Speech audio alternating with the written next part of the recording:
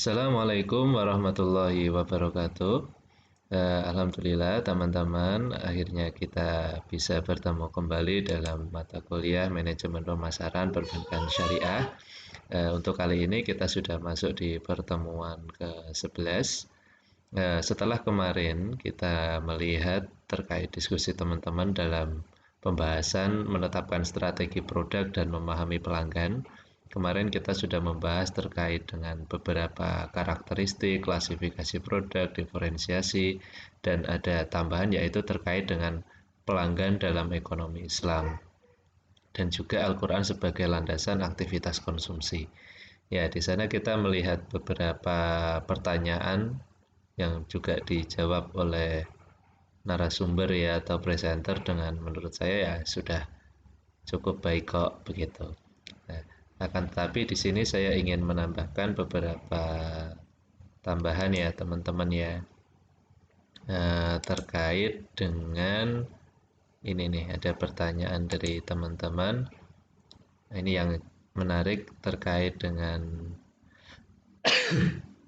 aktivitas konsumsi ya dengan membeli barang yang berlebihan atau panic buying ya atau mungkin bisa juga disebut sebagai penimbunan. Nah, mungkin dari pemateri juga sudah menyampaikan. Akan tetapi perlu kita ketahui ya bahwa adanya ihtikar ya atau yang disebut dengan penimbunan itu memang pada hukum dasarnya itu adalah haram.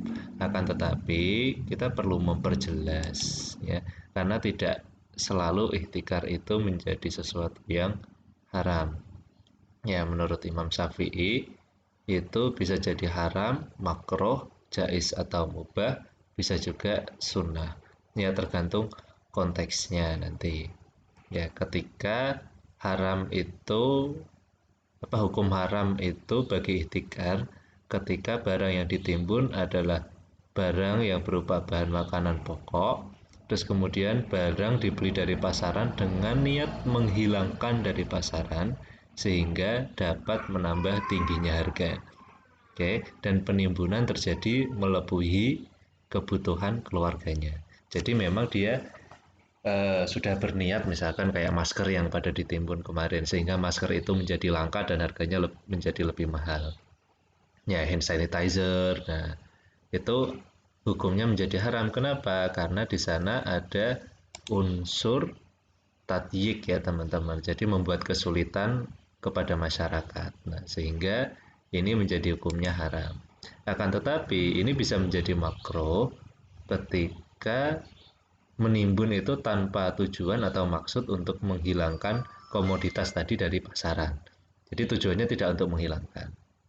Ya, kemudian barang itu ditimbun atas dasar makanan pokok ya bahan-bahan makanan pokok terus menimbunnya pada waktu barang itu ada dalam jumlah yang banyak ya terus menimbun itu untuk keperluannya dan keluarganya misalkan untuk menjaga musim paceklik gitu.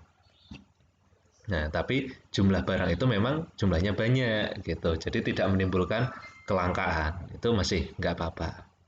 Nah, terus kemudian bisa menjadi hukumnya jais atau mubah ketika barang yang ditimbun itu terdiri dari bahan pokok makanan ya sama. Terus kemudian menimbun itu pada waktu yang lapang. Oke. Niat menimbun bukan untuk mempengaruhi harga di pasaran, tidak untuk tujuan memainkan harga. Dan kemudian tujuannya adalah seseorang menyimpan untuk kebutuhannya pribadi dan keluarganya. Oke, dan ada tambahan lagi yaitu menimbun di negara yang penduduknya itu musyrik. Nah, itu menjadi jais atau mubah. Nah, bahkan bisa jadi sunnah gitu. Ketika objek yang ditimbun itu memang juga bahan pokok makanan, kemudian penimbunan itu dilakukan saat harga barang itu sedang surplus atau murah. Nah, dalam kondisi surplus ini, barang tidak sangat dibutuhkan bagi masyarakat. Ya, dan barang itu akan dikeluarkan kembali sampai ia dibutuhkan. Jadi ketika barang itu dibutuhkan, barang itu akan dikeluarkan. Kenapa? Karena menimbun dengan niat menjaga kemaslahatan masyarakat. Nah, itikar yang seperti ini itu hukumnya sunnah, teman-teman. Nah, mungkin pernah kita singgung di pertemuan awal-awal dulu ya ketika kita bahas tentang syariah marketing, ini sudah dicontohkan oleh Nabi Yusuf ya. Jadi tujuannya memang untuk kemaslahatan umat. Nah, ini ikhtikar menjadi sesuatu yang disunahkan. Nah, jadi eh, kita amati kembali ketika terjadi COVID-19 pandemik seperti ini. Nah, niat ikhtikar yang dilakukan itu seperti apa? Apakah ada unsur tadyik yaitu menyulitkan terhadap masyarakat ya atau tidak? Nah, teman-teman mungkin bisa menjawab ya. Nah, terus kemudian ini ada kaitannya dengan pertanyaan yang lain terkait dengan bagaimana sih membedakan antara kebutuhan dan keinginan ya, atau bagaimana sih cara mengimbanginya antara kebutuhan dan keinginan itu supaya bisa berjalan dengan baik gitu, dan bagaimana sih mekanismenya menurut eh, ekonomi syariah gitu ya. Nah, mungkin kita pahami dulu nih. Yang dimaksud kebutuhan itu kan ada tiga ya teman-teman ya. Ada kebutuhan primer, ada kebutuhan sekunder, dan ada juga kebutuhan tersier ya. Nah, jadi kadang kalau kita mencoba untuk membedakan nih, misalnya kebutuhan primer, oh primer jelas itu adalah kebutuhan pokok ya, sandang, pangan, papan, itu pasti. Terus kemudian kebutuhan sekunder, nah ini menjadi kebutuhan lapis kedua nih ya teman-teman ya. Mungkin tadi pemateri membahas dari sisi hierarki Maslow, oke nyambung kok gitu. Cuman kita bagi seperti ini aja. Nah, di kebutuhan sekunder ini, semua kegiatannya itu tidak vital. Ya, jadi tidak seperti kebutuhan primer, kalau nggak makan mati misalkan gitu. Nggak minum keselak, ya, kesedak mati juga. Nah, nggak seperti itu. Nah, akan tetapi di sini juga masih menjadi kebutuhan dasar gitu. Misalkan di sini ada kita perlu adanya handphone ya, misalkan perlu adanya laptop, misalkan perlu adanya buku tulis ya kalau untuk kita ini. Nah, itu menjadi kebutuhan yang sekunder. Oke, itu juga masih menjadi kebutuhan pokok. Nah, yang jadi menarik itu adalah sampai ke kebutuhan ketiga atau kebutuhan tersier, di mana kebutuhan tersier ini mencakup pada kegiatan yang lebih jauh dari hanya kenyamanan saja. Akan tetapi kebutuhan tersier ini lebih mengarah kepada kemewahan atau kebutuhan yang melengkapi hidup, menghiasi hidup menjadi lebih indah, misalkan. Nah, ketika kita menganggap nih, kadang begini, kebutuhan tersier bisa juga orang-orang maknainya dengan keinginan tadi, ya kan, want. Jadi ada konsep want and juga need kan begitu. Nah, jadi ada yang perlu kita ketahui bahwa yang paling mendasar antara kebutuhan dan keinginan adalah kebutuhan merupakan sesuatu yang berdaya beli dan berdaya guna serta dimanfaatkan sesuai dengan yang dibutuhkan saja. Sedangkan keinginan adalah sesuatu yang berdaya beli namun fungsi daya gunanya belum tentu ada dan lebih cenderung kepada gaya hidup, lifestyle atau selera. Nah, ini lifestyle itu bisa menjadi keinginan, bisa juga jadi kebutuhan sebenarnya, tergantung pada posisi apa kita saat ini. Oke, misalkan ya saya ingat-ingat kembali kalau misalkan dulu saya sebagai seorang mahasiswa gitu, saya nongkrong di Starbucks, nah itu menurut saya masih lifestyle yang berupa want, keinginan. Tapi berbeda ketika kita sudah masuk di dunia karir gitu, kita melakukan meeting dengan klien di Starbucks, nah itu bisa jadi kebutuhan. Ya, kenapa? Karena di sana kita memerlukan tempat untuk meeting untuk membahas sesuatu yang produktif. Tapi berbeda kalau misalkan saya hanya untuk nongkrong aja, ya kan, untuk selfie-selfie pamer, nah itu menjadi sesuatu yang want, keinginan. Nah, dalam konsep Islam, mengatur kebutuhan dan keinginan itu ada beberapa yang perlu kita garis bawahi. Yang pertama yaitu tidak berlebihan. Nah, ini sesuai dengan Al-Quran surat Al-Furqan ayat 67 ya teman-teman, yang menyampaikan bahwa manusia itu dalam memenuhi kebutuhannya harus tetap mengatur keuangan mereka dan jangan sampai mereka membelanjakan harta mereka dengan secara berlebih-lebihan atau boros. Nah, kemudian ada juga yang konsep kedua yaitu tidak untuk hidup bermewah-mewahan. Itu dalam sisi konsumsi. Ini juga didasarkan pada Al-Quran surat Al-Mu'minun ayat 64. Ya, pada ayat ini dijelaskan bahwa hidup mewah itu menjadi sesuatu yang dilarang. Maksudnya bermewah-mewahan begitu ya. Jadi berlebih-lebihan kan gitu. Nah, larangan ini juga mengacu kepada perintah manusia untuk hidup sederhana dan tidak menjadikan kekayaan mereka itu menjadi bagian untuk menyombongkan diri. Dan yang ketiga itu adalah menyeimbangkan antara pemasukan dan juga pengeluaran. Jangan sampai besar pasak daripada tiang. Nah, itu akan menjadi sesuatu yang pemborosan. Tapi ya memang perlu kita pahami lagi ya bahwa eh, Imam Al-Ghazali sudah menyampaikan dalam kitab Ihya Ulumuddin ya teman-teman, bahwa manusia itu memang pada dasarnya suka mengumpulkan kekayaan. Kayak ketika dia diberikan dua emas gitu, maka dia akan menginginkan emas ketiga dan seterusnya. Dan ketika dia misalkan sudah memiliki cukup kekayaan, dia akan merasa kurang, dia akan takut bahwa ini nanti akan mengakibatkan kemiskinan dan dia ingin mencoba untuk meningkatkan apa ya, mengumpulkan harta sebanyak-banyaknya gitu. Dan ketakutan itu tidak akan berakhir, bahkan ia memiliki semua harta di dunia ini. Nah, itu yang disampaikan oleh Imam Al-Ghazali bahwa memang sifat manusia itu selalu ingin mendapatkan yang lebih. Dikasih satu, pengen dua, kasih dua, pengen tiga, dan seterusnya. Maka dari itu kita perlu memahami ya, jangan sampai keinginan yang berlebihan tersebut dapat menyebabkan mafsadah ya atau kerusakan pada alam dan lingkungan sekitar kita. Nah, maka dari itu hal yang paling utama dalam hidup adalah untuk memperoleh kesejahteraan ya, namun harta tersebut bukanlah selamanya sebagai jaminan untuk bisa hidup sejahtera ya. Paling enggak kita untuk masyarakat secara bersama-sama. Jadi tidak hanya untuk diri kita sendiri. Nah, itu beberapa diskusi yang saya bawahi ya, saya garis bawahi dari apa yang teman-teman bahas ya. Untuk yang lainnya sepertinya juga sudah cukup lah ya dijawab oleh teman-teman. Untuk loyalitas, bagaimana sih memelihara pelanggan untuk dalam jangka panjang, sebenarnya ada namanya lifetime customer value, yaitu nanti kita bahas sambil berjalan.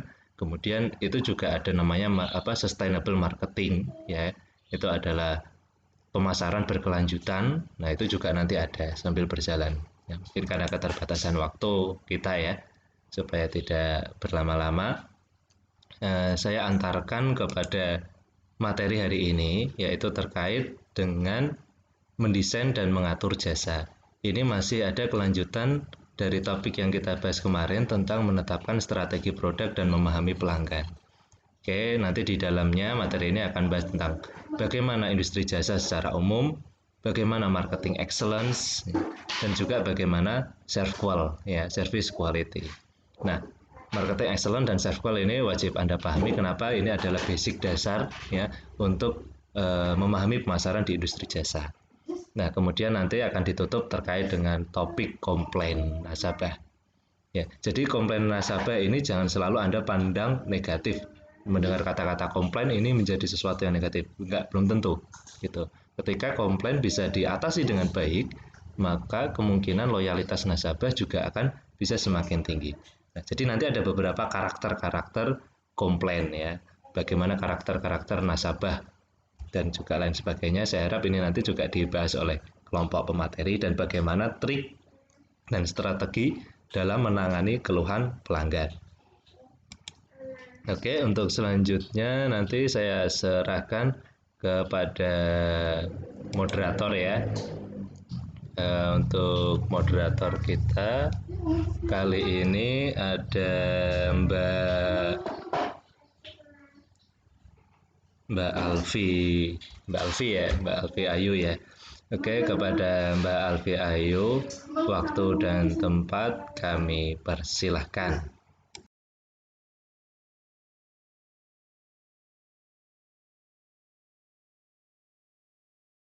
Bismillahirrahmanirrahim. Assalamualaikum warahmatullahi wabarakatuh.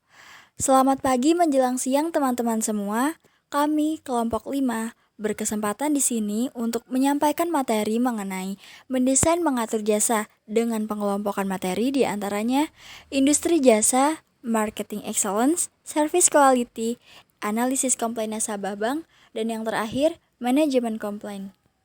Sebelum memasuki materi, izinkan saya selaku moderator memperkenalkan kelompok 5 yang beranggotakan 1.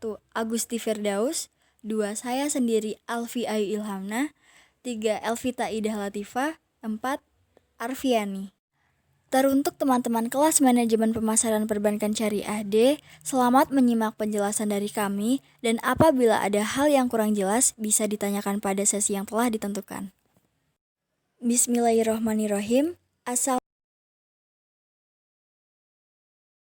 Industri jasa ada di mana saja, dari mulai sektor pemerintah, layanan ketenaga kerjaan, rumah sakit, lembaga kredit, militer, polisi, departemen pemadam kebakaran, layanan pos, badan pengawas, dan sekolah, semuanya berada dalam bisnis layanan. Suatu layanan adalah tindakan atau kinerja apapun yang dapat ditawarkan satu pihak kepada pihak lain yang pada dasarnya tidak berwujud dan tidak menghasilkan dalam kepemilikan apapun. Industri jasa ada di mana saja. Di zaman yang semakin maju ini, banyak produsen, distributor, dan pengecer menyediakan layanan bernilai tambah atau layanan pelanggan yang sangat baik untuk membedakan diri. Banyak perusahaan layanan murni sekarang menggunakan internet untuk menjangkau pelanggan. Beberapa juga beroperasi murni online. Dalam manajemen pemasaran, terdapat categories of service mix atau kategori penawaran. Komponen layanan dapat berupa minor atau bagian utama dari total penawaran. Saya akan menjelaskan 5 kategori penawaran tersebut. Yang pertama ada a pure tangible good atau barang berwujud murni, seperti sabun, pasta gigi, atau garam tanpa layanan yang menyertainya. Yang kedua ada a tangible good with accompanying service atau barang nyata dengan layanan yang menyertainya, seperti mobil, komputer, atau dengan garansi atau khusus kontrak layanan pelanggan. Biasanya, semakin maju teknologi produk, semakin besar kebutuhan untuk layanan pendukung berkualitas tinggi. Yang ketiga ada a hybrid atau penawaran hibrida seperti santapan restoran dari barang dan layanan dengan suku cadang yang sama. Orang-orang menggurui restoran untuk makanan dan persiapannya. Yang keempat ada major service with accompanying minor goods and service atau layanan utama dengan barang dan jasa minor yang menyertainya, seperti perjalanan udara dengan barang-barang pendukung seperti makanan ringan dan minuman. Penawaran pada pesawat terbang ini untuk realisasinya, item utamanya adalah layanan. Yang kelima ada a pure service atau layanan murni, terutama layanan tidak berwujud seperti menjaga anak, psikoterapi, atau pijat. Restoran adalah contoh yang baik dari penawaran hybrid yang menggabungkan produk dan layanan. Di zaman yang semakin maju ini, banyak produsen, distributor, dan pengecer menyediakan layanan bernilai tambah atau layanan pelanggan yang sangat baik untuk membedakan diri. Banyak perusahaan layanan murni sekarang menggunakan internet untuk menjangkau pelanggan. Beberapa juga beroperasi murni online. Dalam manajemen pemasaran, terdapat categories of perusahaan jasa dapat mencoba menunjukkan kualitas layanan mereka melalui bukti fisik dan presentasi. Misalkan, supermarket ingin memposisikan dirinya sebagai supermarket cepat. Itu bisa membuat strategi positioning ini nyata melalui sejumlah alat pemasaran. Yang pertama ada place atau tempat. Tata letak area check-out dan arus lalu lintas harus direncanakan dengan hati-hati. Antrian harus menunggu tidak terlalu lama. Tidak ada people atau orang-orang. Staff check-out harus sibuk, tetapi harus ada jumlah yang cukup untuk mengelola beban kerja. Tidak ada equipment atau peralatan seperti pemindai UPC, pembaca kartu kredit, dan register elektronik, semuanya harus canggih. 4. Ada communication material atau bahan komunikasi. Hal tersebut melalui pesan, brosur, teks, dan foto harus menunjukkan efisiensi dan kecepatan. Yang kelima ada simbol. Nama dan simbol supermarket dapat menyarankan layanan cepat, misalnya toko Speedy. Yang terakhir ada price atau harga. Supermarket dapat mengiklankan potongan harganya jika pelanggan harus mengantri lebih dari 5 menit. Layanan memiliki kualitas pengalaman dan kepercayaan yang tinggi. Ada lebih banyak resiko dalam pembelian dengan beberapa konsekuensi, di antaranya sebagai berikut. Yang pertama, konsumen layanan umumnya mengandalkan dari mulut ke mulut daripada iklan. Yang kedua, mereka sangat bergantung pada harga, penyedia, dan isyarat fisik untuk menilai kualitas. Yang ketiga, mereka sangat loyal. Layanan memiliki kualitas. Perbankan syariah merupakan bentuk salah satu industri jasa yang bergerak pada lembaga keuangan syariah. Perbankan syariah menerapkan mixed categories marketing yang terdapat pada manajemen pemasaran industri jasa. Dalam perbankan syariah terdapat produk barang dan produk jasa. Tidak hanya itu, bank syariah juga selalu melayani nasabah yang mengalami masalah pada urusan keuangan.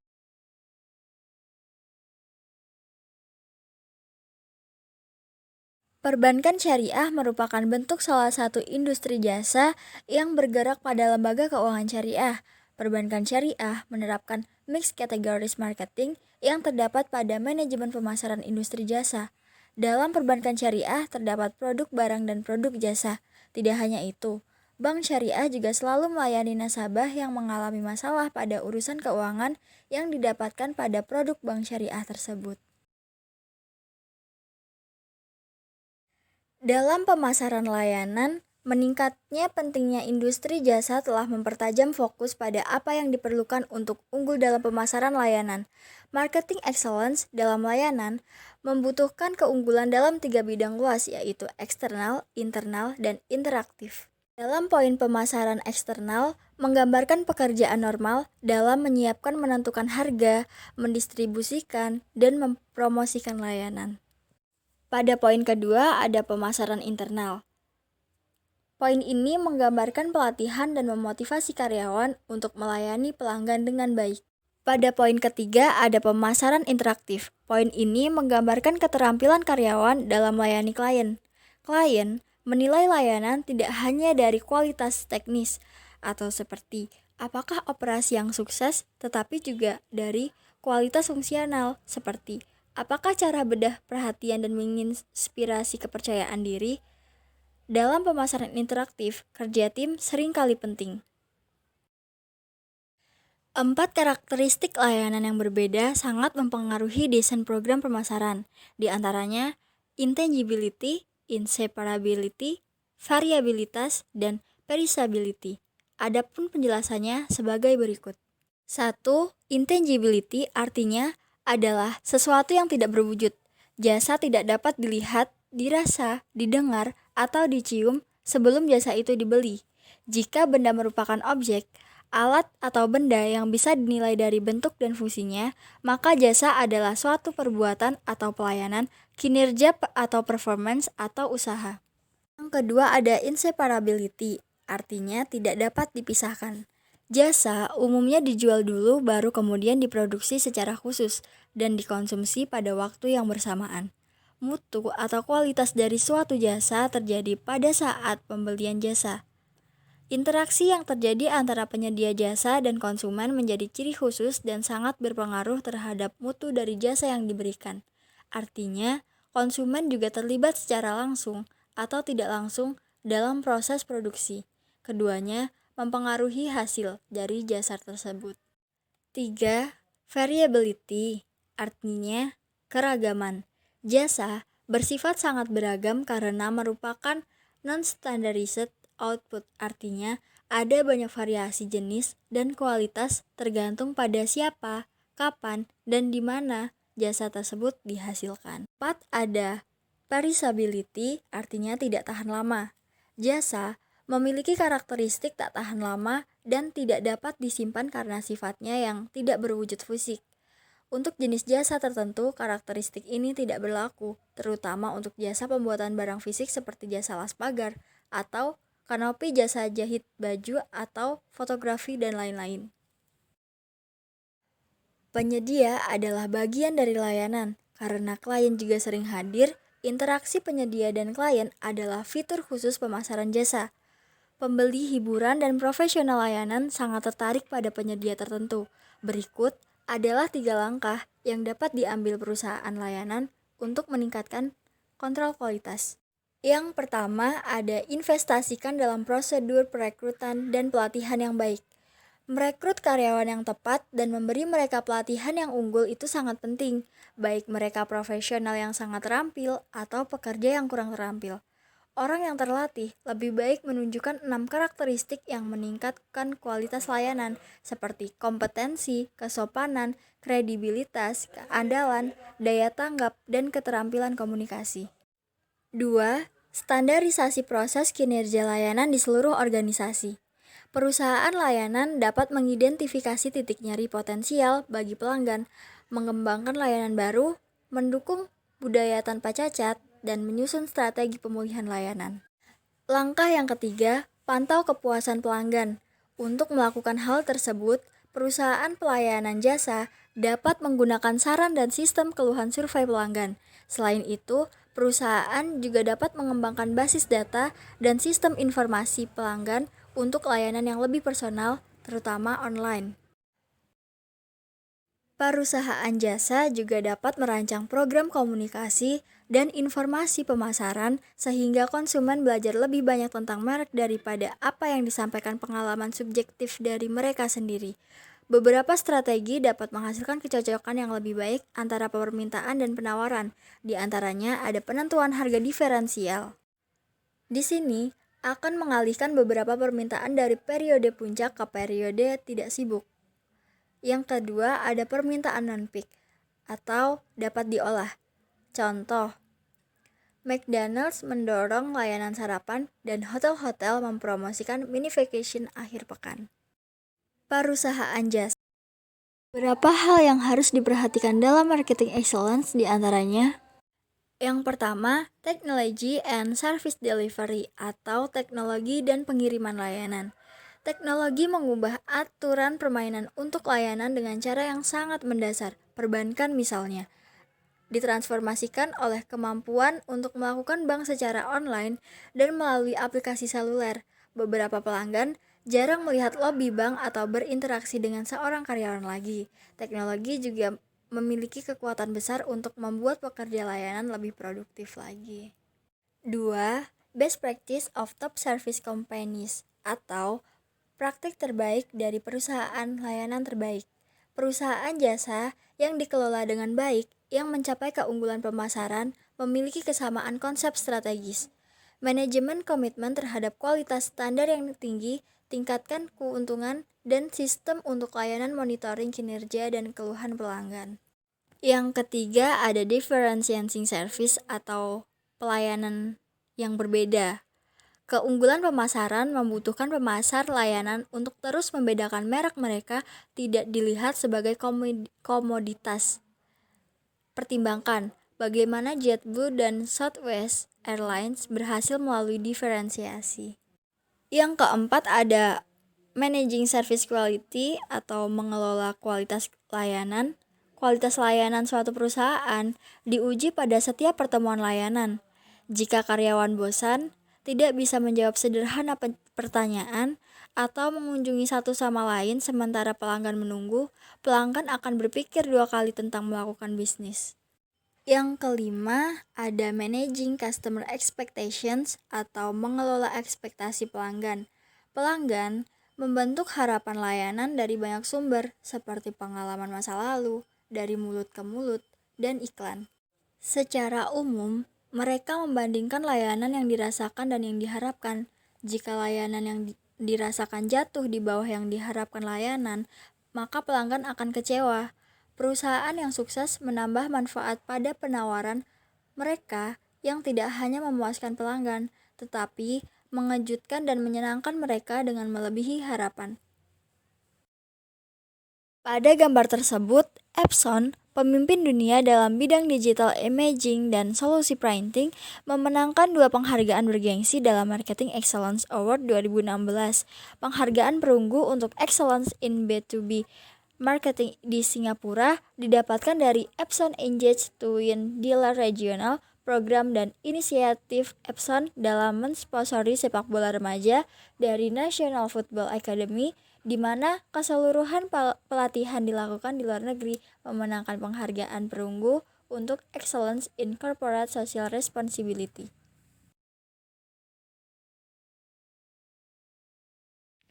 ServQual atau Service Quality, yaitu kualitas layanan suatu perusahaan diuji pada setiap pertemuan layanan. Jika karyawan bosan, tidak bisa menjawab sederhana pertanyaan sementara pelanggan menunggu, pelanggan akan berpikir 2 kali tentang melakukan bisnis di sana lagi. Nah, pelanggan tuh mempunyai harapan layanan dari banyak sumber, seperti pengalaman masa lalu, dari mulut ke mulut, dan iklan. Secara umum, mereka membandingkan layanan yang dirasakan dan yang diharapkan. Jika layanan yang dirasakan jatuh di bawah yang diharapkan, maka pelanggan akan kecewa. Faktor-faktor yang mengarah kepada perilaku peralihan pelanggan. Yang pertama ada pricing atau harga, yaitu harga tinggi, kenaikan harga, harga tidak adil, dan harga yang menipu. Yang kedua ada inconvenience atau kerepotan, yaitu lokasi atau jam, tunggu janji, dan tunggu layanan. Yang ketiga ada core service failure atau kegagalan layanan inti, yaitu kesalahan layanan dan kesalahan penagihan. Yang keempat ada service encounter failures atau kegagalan pertemuan layanan, yaitu tidak peduli, tidak sopan, dan tidak responsif. Yang kelima ada response to service failure atau menanggapi kegagalan layanan, yaitu respon negatif dan tidak ada tanggapan. Yang keenam ada competition atau kompetisi, yaitu menemukan layanan yang lebih baik. Yang ketujuh ada ethical problems atau masalah etis, yaitu curang, jual keras, tidak aman, dan konflik kepentingan. Yang kedelapan ada involuntary switching atau peralihan tidak sukarela, yaitu pelanggan pindah dan penyedia ditutup. Rekomendasi untuk meningkatkan kualitas layanan. Yang pertama ada listening. Penyedia layanan harus memahami apa yang benar-benar diinginkan pelanggan melalui pembelajaran berkelanjutan tentang harapan dan persepsi pelanggan dan non-konsumen. Misalnya, melalui sistem informasi kualitas layanan. Yang kedua ada reliability, adalah kemampuan untuk memberikan secara tepat dan benar jenis pelayanan yang telah dijanjikan kepada tamu. Yang ketiga ada basic service. Perusahaan jasa harus memberikan dasar-dasar dan melakukan apa yang seharusnya mereka lakukan, seperti menempati janji, mendengarkan pelanggan, memberitahu pelanggan, dan bertekad untuk memberikan nilai kepada pelanggan. Yang keempat ada service design, yaitu penyedia layanan harus memiliki pandangan menyeluruh terhadap pelayanan. Yang kelima ada recovery, yaitu untuk memuaskan pelanggan yang mengalami masalah layanan. Perusahaan layanan harus mendorong pelanggan untuk memberikan kritik yang membangun, sehingga penyedia layanan dapat segera memperbaiki masalahnya. Yang keenam ada surprising customer, yaitu pelanggan pada tingkat ini, yaitu pelanggan yang sudah benar-benar puas. Kepuasan pelanggan merupakan sebuah emosi yang kompleks antara kombinasi joy dan surprising. Yang ketujuh ada fair play, yaitu perusahaan jasa harus melakukan upaya khusus untuk bersikap adil dan untuk menunjukkan keadilan kepada pelanggan dan karyawan. Yang kedelapan ada teamwork, yaitu kerja tim. Setiap tim kerja dapat meningkatkan motivasi dan kemampuan karyawan sehingga dapat menyelesaikan pekerjaan dengan baik. Yang kesembilan ada employee research, yaitu pemasar harus melakukan penelitian dengan karyawan untuk mengungkapkan mengapa masalah layanan terjadi dan apa yang harus dilakukan perusahaan untuk menyelesaikan masalah. Yang ke-10 ada servant leadership, yaitu layanan yang berkualitas datang dari kepemimpinan yang baik di seluruh organisasi, dari desain sistem layanan yang sangat baik, dari penggunaan efektif informasi dan teknologi, dari kekuatan internal yang baik disebut pada perusahaan. Dari model kualitas jasa atau GAPS model, kita bisa melihat kelima GAPS atau kesenjangan yang dapat dijelaskan sebagai berikut. Yang pertama ada kesenjangan antara harapan pelanggan dan persepsi manajemen perusahaan. Kesenjangan tersebut tercipta akibat manajemen perusahaan salah mengerti terhadap apa yang diharapkan pelanggan. Yang kedua, kesenjangan antara persepsi manajemen perusahaan atas harapan pelanggan dan spesifikasi kualitas pelayanan. Kesenjangan tersebut terjadi akibat kesalahan penerjemahan persepsi manajemen perusahaan yang tepat atas harapan para pelanggan perusahaan ke dalam bentuk tolak ukur kualitas layanan. Yang ketiga, kesenjangan antara spesifikasi kualitas pelayanan dan pemberian pelayanan kepada pelanggan. Keberadaan kesenjangan tersebut lebih diakibatkan oleh ketidakmampuan sumber daya manusia perusahaan untuk memenuhi standar kualitas pelayanan yang telah ditetapkan. Yang keempat, ada kesenjangan antara pemberi pelayanan kepada pelanggan dan komunikasi eksternal. Kesenjangan tersebut tercipta karena perusahaan ternyata tidak mampu memenuhi janji-janjinya yang dikomunikasikan secara eksternal melalui berbagai bentuk promosi. Yang kelima, ada kesenjangan antara harapan pelanggan dan kenyataan pelayanan yang diterima. Kesenjangan tersebut ada sebagai akibat tidak terpenuhinya harapan para pelanggan. 5 faktor penentu kualitas layanan. Yang pertama ada reliability atau keandalan, yaitu menyediakan layanan seperti yang dijanjikan, melakukan layanan dengan benar, menyediakan layanan pada waktu yang dijanjikan, dan mempertahankan catatan bebas kesalahan. Yang kedua ada empathy atau empati, memberikan perhatian individu kepada pelanggan, karyawan yang berurusan dengan pelanggan secara peduli, pertahankan kepentingan terbaik pelanggan, karyawan yang memahami kebutuhan pelanggan mereka. Yang ketiga ada responsiveness atau responsif, terus memberitahu pelanggan kapan layanan akan dilakukan, layanan yang cepat untuk pelanggan, kesediaan untuk membantu pelanggan, dan kesiapan untuk menanggapi permintaan pelanggan. Yang keempat ada tangibles atau nyata, yaitu ada peralatan modern, fasilitas yang menarik secara visual, karyawan yang berpenampilan rapi dan profesional, dan materi yang menarik secara visual terkait dengan layanan. Yang kelima ada assurance atau jaminan, karyawan yang menanamkan kepercayaan pada pelanggan, membuat pelanggan merasa aman dalam transaksi mereka, dan karyawan yang konsisten dan sopan. Kemudian ada tipe pelanggan yang melakukan komplain. Nah, yang pertama ada active complainers, yaitu pelanggan tersebut sudah memahami haknya untuk melakukan komplain, kemudian bersifat asertif dan percaya diri, serta nasabah tersebut tahu bagaimana caranya untuk melakukan komplain. Yang kedua, ada nasabah inactive complainers. Nasabah tersebut lebih suka menyampaikan keluhannya kepada orang lain, misalkan kepada temannya, keluarganya, tetangganya, maupun rekan kerjanya. Nasabah tersebut cenderung langsung berganti pemasok, dan dia tidak akan kembali lagi pada perusahaan yang telah mengecewakannya. Kemudian yang ketiga ada hyperactive complainers dan chronic complainers, yaitu nasabah yang selalu melakukan komplain terhadap siapapun. Nah, kadang nasabah ini itu berlaku kasar dan agresif, serta nasabah tersebut hampir tidak mungkin dipuaskan karena tujuan untuk melakukan komplain dilatar belakangi untuk mencari keuntungan. Aduan pelanggan atau komplain. Nah, komplain sendiri pada umumnya itu dipersepsikan sebagai kesalahan, masalah, stres, frustasi, kemarahan, konflik, hukuman, tuntutan, dan ganti rugi. Nah, komplain sendiri merupakan kata yang berkonotasi negatif bagi kedua belah pihak, baik bagi perusahaan maupun bagi konsumen. Nah, untuk menghilangkan konotasi negatif tersebut, perusahaan menggantinya dengan istilah saran, umpan balik, masukan, dan komentar. Komplain sendiri itu berawal ketika konsumen merasakan ketidakpuasan setelah menerima pelayanan atau melakukan transaksi. Yang ditempuh konsumen untuk melakukan komplain.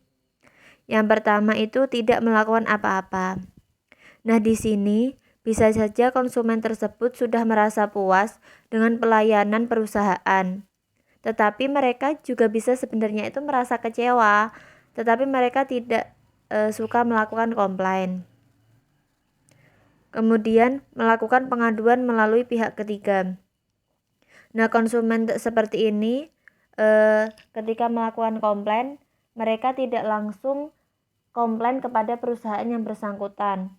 melainkan mereka melalui perantara, bisa melalui lembaga perlindungan konsumen dan badan pemerintah yang terkait untuk menempuh jalur hukum. Kemudian ada konsumen yang langsung berpindah ke penjual lain. Nah, konsumen seperti ini, ketika mereka merasa tidak puas dengan pelayanan dari perusahaan, mereka akan langsung mencari perusahaan lain yang menurut mereka itu bisa membuat mereka puas. Nah, konsumen yang seperti ini juga bisa mempengaruhi orang lain agar tidak membeli barang maupun jasa dari perusahaan yang telah mengecewakan mereka. Yang terakhir, konsumen tersebut langsung melakukan komplain kepada perusahaan yang bersangkutan. Kemudian sumber utama komplain. Nah, 40% dari sumber utama komplain itu berasal dari perusahaan itu sendiri. Bisa berasal dari kualitas produk yang rendah, kemudian komunikasi yang tidak akurat dan berlebihan, serta harga yang terlalu mahal. Yang kedua, 20%-nya itu berasal dari karyawannya. Nah, ini bisa saja ketika melayani konsumen itu sikap karyawannya itu tidak sopan, kemudian berperilaku kasar, tutur katanya itu tidak baik, sehingga menyebabkan konsumen itu tidak nyaman ketika membeli produk di perusahaan tersebut. Dan sisanya 40% berasal dari pelanggan itu sendiri. Nah, ketika membaca petunjuk dari perusahaan, pembeli tersebut itu tidak teliti, sehingga menyebabkan komplain atau kekecewaan pelanggan. Kemudian ekspektasi pelanggan yang terlalu berlebihan sehingga tidak sesuai dengan realitanya. Penyebab pelanggan enggan menyampaikan komplain. Yang pertama, pelanggan itu sudah memperoleh pelayanan yang baik dan berhasil dari perusahaan. Yang kedua, pelanggan enggan memberikan respon walaupun merasa tidak puas karena perusahaan gagal memberikan pelayanan yang baik. Nah, penyebab enggan menyampaikan komplain itu bisa jadi karena mereka takut bahwa perusahaan tersebut tidak akan merespon dengan baik. Kemudian mereka kurang mengetahui hak-haknya untuk menyampaikan komplain, yaitu mereka tidak mengetahui bagaimana sih cara menyampaikan komplain yang baik. Kemudian komplain tersebut tuh akan ditujukan kepada siapa. Nah, mereka kurang mengetahui hal-hal seperti itu. Kemudian yang terakhir, mereka mengkhawatirkan biaya yang tinggi ketika menyampaikan komplain.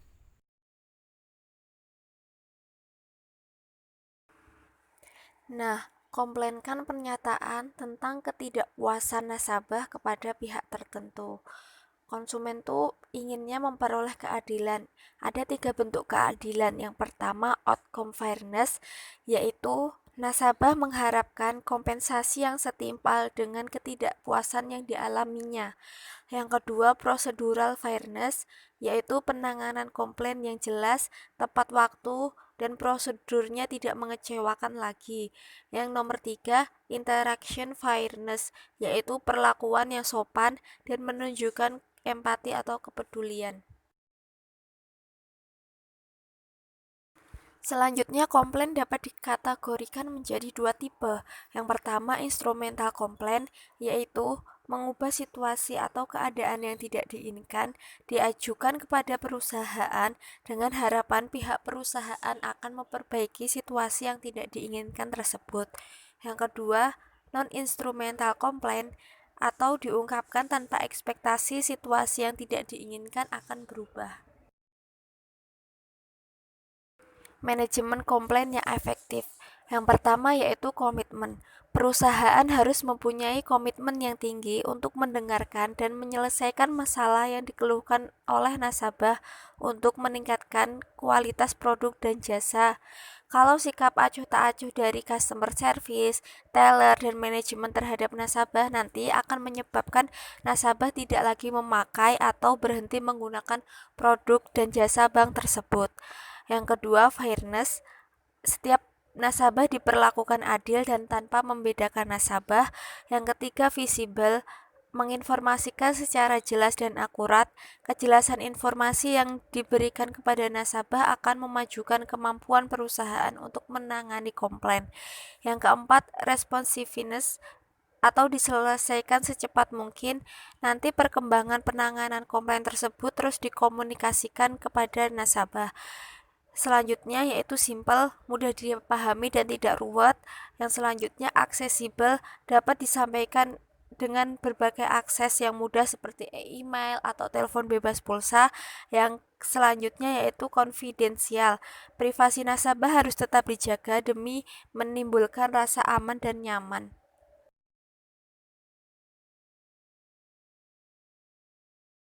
Strategi menangani komplain. Yang pertama, mengidentifikasi sumber masalah yang menyebabkan nasabah tersebut tidak puas. Yang kedua, mengupayakan secara sungguh-sungguh agar di masa datang tidak akan timbul masalah yang sama.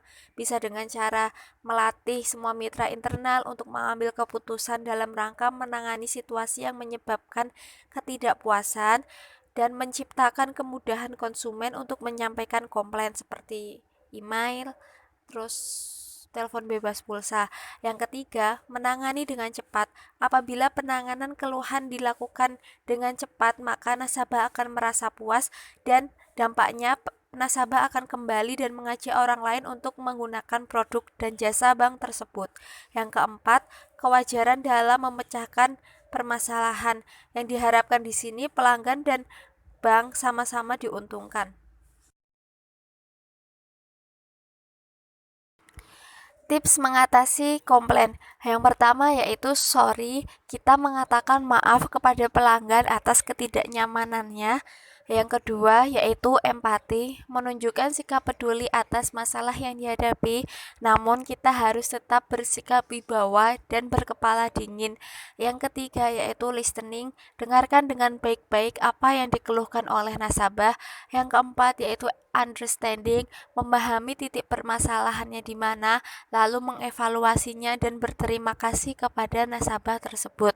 Yang terakhir yaitu solution, atau tawarkan solusi dan jangan buat nasabah komplain untuk yang kedua kalinya. Terima kasih atas perhatiannya. Kurang lebihnya mohon maaf. Semoga apa yang disampaikan dari kelompok 5 bermanfaat untuk kita semua. Wabillahi taufiq wal hidayah. Wassalamualaikum warahmatullahi wabarakatuh.